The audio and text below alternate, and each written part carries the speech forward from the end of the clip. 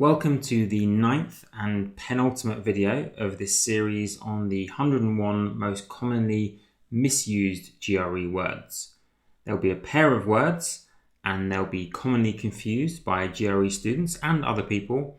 And I'm going to go through and give my initial reaction to the words, and then we're going to check that against what they say.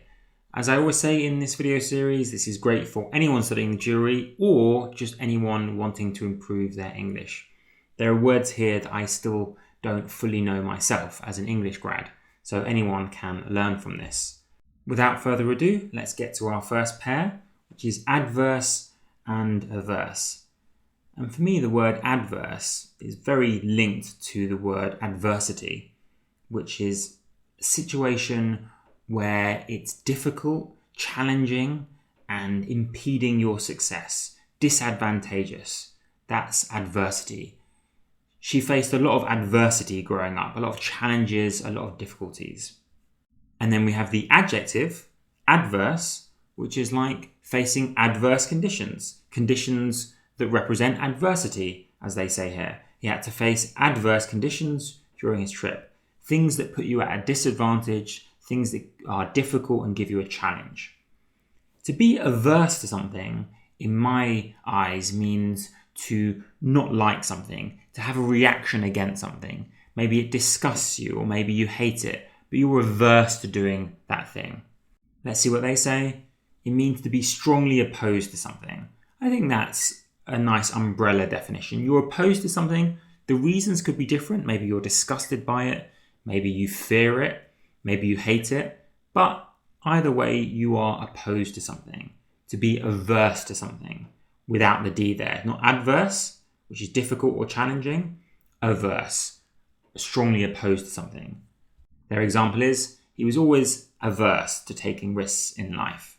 We don't know whether that's because he was fearful or because he hated taking risks, but whatever reason, he didn't take risks. He was averse to doing it.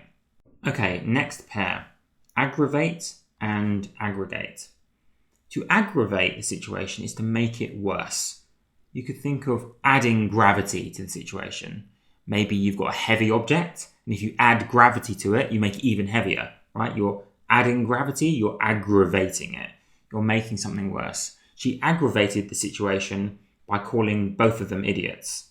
She made things more grave. Remember, the word grave means serious, dark. She added gravity, graveness to it. Or someone else might say, don't aggravate the situation. Don't make it worse. Whereas aggregate is much more positive. It means join things together into a bigger whole. And I can see here that they're talking about the noun, aggregate. Notice it's pronounced in a slightly different way, aggregate. So the aggregate is the total of something. But much more commonly, we actually use the verb to aggregate. Notice the difference in pronunciation. Aggregate, which is the total, the sum total here. As they said in the example, what is the aggregate score of our team during the tournament, the total? Whereas to aggregate is to add up onto the pile. For example, if we aggregate all the men and the women in this room, they add up to 100. You're adding together, it's a verb. You're aggregating. And notice it's pronounced quite differently there. Anyway, that was covering aggregate. I think you can see clearly there's a difference between aggravate, make the situation worse, and aggregate or aggregate, which is the verb and noun respectively, meaning the total or adding to the total. Next one. This is funny. Allot and allot. That sounds the same, right? I don't think there's any difference there in the pronunciation, but allot is many, right? There are a lot of people in this room. Of course, you all know that. That means there's many people. To allot something is to allocate, probably similar origin, something. The family was allotted 5 pieces of bread for their ration for the week. Or everyone in the nation was allotted $600 as their emergency payment. Basically, it means allocated, given, dished out. You might have also heard the word allotment.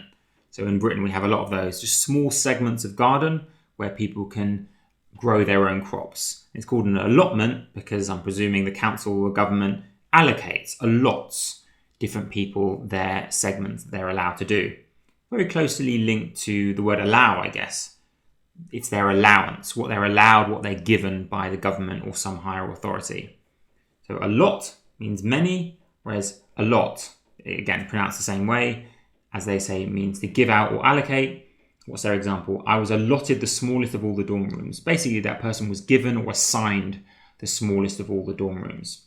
Happy with that? Bisect and dissect. Interesting. Bisect definitely means split in two. So bi means two, which is where you get a word like bicycle. Two cycles, two circles. There are two circles, two wheels on a bicycle. It's a bicycle. Bisect means to split in half, to split into two equal segments. Definitely in maths, it means equal segments. I guess if you're just speaking in terms of English and phrases, it could be two unequal segments. But bisect, split in half. To dissect is to maybe split into lots of different pieces. Like when you're dissecting an animal, it's kind of like not really about the splitting, it's more about the inspecting. This is how I think of it. It's like you dissect a mouse on a table, a dead mouse in a lab or something. You kind of open it up and look at the different bits. It's not necessarily just about the splitting into different parts, it's about examining as well. How do they say that one? Dissect is a verb and means to cut something open. The trainee doctor dissected the frog. Yeah, but you wouldn't say like, I dissected the piece of bread. I just cut it open. Or I dissected the bagel. No, the word dissect doesn't just mean cut open. It means cut open and then look inside and inspect it. So you wouldn't say he dissected the bagel or the sandwich. But most commonly, to be honest, it's about bodies, like he dissected the body or whatever. Anyway, quite close. Both of them sect, which I guess means like to split. But one is to examine, one is to split in half. What do they say about bisect? It means to divide something into two parts. Yeah, the road bisects the two states, splits into two. Okay. This is a great one. Emigrate and immigrate. Very commonly confused, even among educated adults. Emigrate means to leave the country and go off to a different country. Notice that E at the beginning. It's like exit. You're leaving. You're emigrating. Whereas immigrating, pronounced slightly differently, immigrating is coming in. So when people come in to this country, for example. So if me, who lives in London, left the country to live in France, I would emigrate with an E. But in France, I would be an immigrant because I've come into France. So im with im is coming in, em is going out. So you can emigrate, and if you emigrate, you will become, in that country, an immigrant.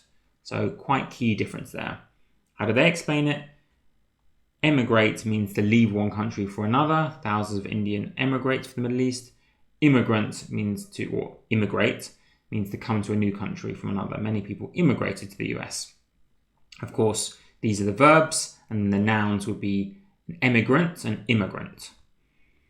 Okay, exacerbate and exasperate. Exacerbate is a great word because it's very similar to aggravate that we saw earlier. It means to make something worse. She exacerbated the situation. Now, if you put me on the spot and ask me, Philip, what's the difference between aggravate and exacerbate?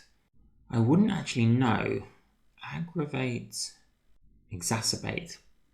You know what? Here's the only guess that I would have, and you guys can look this up afterwards. But for me, aggravate means made it worse kind of on purpose. I think, isn't there a term in like the judiciary where aggravated assault or aggravated something, like an even more serious version where like they meant it? Whereas exacerbate, you can inadvertently, like not on purpose, exacerbate the situation. So they both mean to make things worse, but my interpretation personally is that you can exacerbate something by accident, whereas aggravate seems more purposeful. But that's just my definition. Exasperate is most commonly heard when someone becomes exasperated, despairing, giving up, at the end of their tether. How do they say? It means to make someone angry, exasperated. He was exasperated. To make someone angry, exasperate. I think of that as being to despair, to give up. He was so exasperated. Yes, you might be angry at the same time, but it has more of a connotation of giving up. He was just exasperated with the student. He'd basically given up on her. The judges' cynical comments are exasperating the performers, angering them. Okay, I'm going to actually check that one because I want to see if my definition is also correct. So let's check exasperate. I'm very confident with exasperate. Very confident with the one on exacerbate. To irritate and frustrate. Yeah, it is to enrage. Get on someone's nerves. Get someone's skin, wind them up. Irritate them, displease them, troublesome. Okay, I think I just got that wrong because I always thought it meant to despair. But it actually doesn't. I guess obviously the reason I thought that is because if someone is irritated and frustrated and infuriated, they do tend to give up on what they're doing. But actually, I would hold my hands up and say I actually didn't know that. To be exasperated is to be angered. I've been using that word wrong my whole life. Oh well, at least you guys are learning from my mistakes. Let's go back to the list. Exasperate, to be angered. What do they say? Oh yeah, exasperating the performance, angering them. Wow, you learn something every day. There you go. Horde and hoard. To hoard up means to store up in a big pile. The dragon hoards up golden coins. Or if you're a hoarder, you just keep things in your house until your house is overflowing with stuff. Whereas a horde, with the DE ending, is very different. It means a mass of something, usually like an army or a crowd or huge group of something, a horde of protesters or a horde of enemy troops, huge crowd of them. You can see very different words there. Horde, the first one by the way, can also be used as a verb. He hoarded up all his stamp collection. But a hoard can be a noun. He has a hoard of stamps, for example. Noun or verb. It means a secret store. It doesn't have to be secret. They're saying secret. Maybe it's commonly secret, but it doesn't have to be secret. He came back to rescue his little hoard of gold. Whereas horde, as I was saying, the DE pronounced in the same way, means a large moving crowd. Didn't know it had to be moving. Hordes of people are migrating to the west every year. Let me check. I didn't actually know it had to be moving. Fine, horde. A large group of people doesn't say they have to be moving. An army or tribe, that's what I was saying. Doesn't say it had to be moving though. So yeah. Okay. Imply and infer. This is difficult. To imply something is to, in my eyes, to suggest it without saying it openly or explicitly. She implied he was a criminal. So hinting at it, suggesting it, but not saying it out loud. To infer something is to gain a conclusion based on the facts available. Make an inference. So she saw him do lots of dodgy stuff, but didn't quite have any proof, but she inferred that he was a criminal. That's my explanation. To infer is basically very similar to making a deduction based on the evidence available. But in my mind, infer is slightly more solid than deduce. So you can make a deduction, which is kind of a bit more tentative, a bit more speculative, whereas inference is something more solid based on the evidence. So if someone comes late, you can infer that they weren't there on time, okay? Because that's like a definite. Whereas you can deduce maybe that their bus was late. It's a bit more of a prediction, a bit more speculation. So there's slight differences between the two words. But either way, to infer something is to conclude something according to the evidence on a fairly solid basis. Let's check my explanations there. To imply is a verb and means to indicate indirectly, not directly, not explicitly.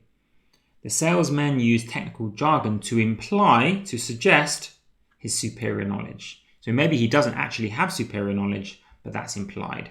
Implied, by the way, there may be substance or there may not be. It's not saying it's definitely fake or definitely true. We don't know. It's just a suggestion. Whereas infer means to conclude by reasoning. Yes, as we talked about. What did you infer from this new experiment? What did you conclude by solid evidence? Obviously, you get inference questions in the GRE. Final two pairs. Inherent and inherit. If something is inherent, it's intrinsic, it's essential to that thing, it's built in. Buy one, get one free. It's inherent in human beings to have a heart. I think every human being has a heart. It's inherent. It's just something that's in you. It's here. I guess see that the way the word starts. It's in you and it's here. It's just established. It's not going anywhere. It's absolutely in here and it's going to stay. It's inherent. It's inherent for a football team to have a captain. It's inherent for a rugby match to have a referee. It's just something that's going to happen. It's just a given. Whereas inherit, I think most of you know that, means to get something from your parents, right? He inherited the house, or she inherited her father's fortune. It just means to pass it on. I wonder what the origin of that is. To inherit, a heritage. I don't know. Get it from your parents, basically, or maybe your grandparents. But the more interesting word, I think, is inherent. It's in here, it's intrinsic. What do they say? His inherent talents, his built-in talents, have proved useful to him throughout his career. Like he didn't have to work for them, they were just there in him. Inherit is a verb and means to obtain from someone. Basically, always your parents though, right? I guess no, that's not true actually. You can inherit a position from someone else.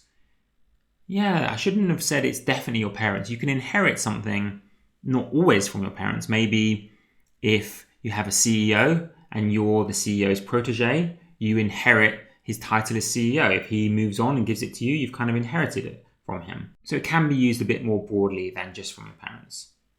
Although most commonly it's, as it says here, I've inherited some property from my forefathers. Ooh, this is interesting. Jive and Jibe. Jive. I think of the word jive as like, this does not jive with what I thought. Like it doesn't match up to. Jive. This doesn't jive with my expectations. Like it doesn't really match up to what I was thinking. That's how I think of the word jive. Whereas a jibe is a taunt. He was jibed by the insult. Actually, that's not a good example. The audience jibed him as he was trying to score the goal. Yeah. So a taunt or an insult. That's how I understand the word jibe. It's not really that common a word anymore, but let me check what they say. Jive is a noun and means a happy dance. Okay. The kids like the jives. Yeah, of course, there's a dance called jive in jazz, I think. But I'm going to check with jive because I do think that it also has that secondary definition. I just want to check that though. Swing music, early jazz, slang, deceptive, exaggerated. Don't give me any of that jive. Never heard that. Slang, tease. There's so many definitions. Insincere, pretentious. That does not jive.